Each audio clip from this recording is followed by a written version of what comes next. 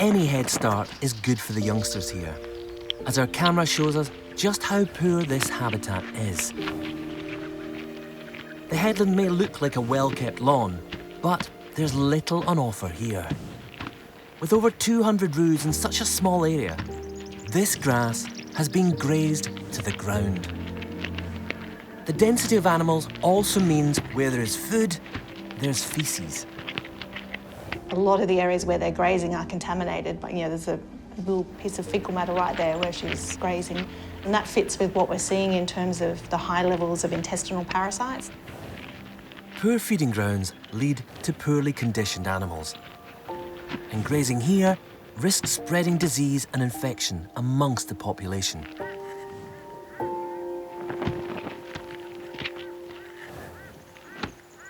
But then we get the footage Kathy has been hoping for. One of our camera kangaroos hops onto the beach.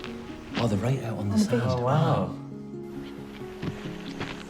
So this is those hopping marks that we can see where they're moving on the beach.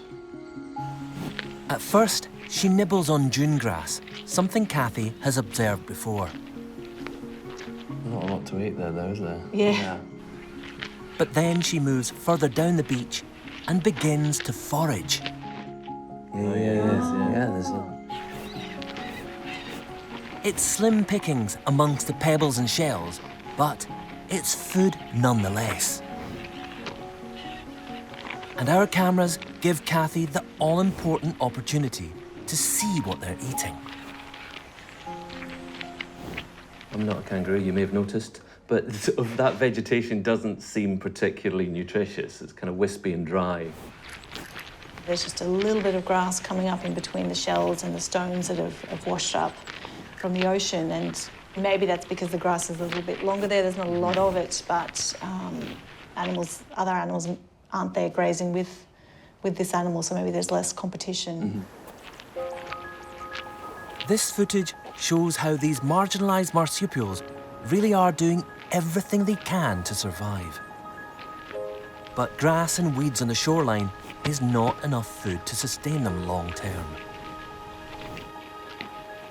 It all comes down to the way humans have modified the environment. They can't move the way they normally would move in the environment.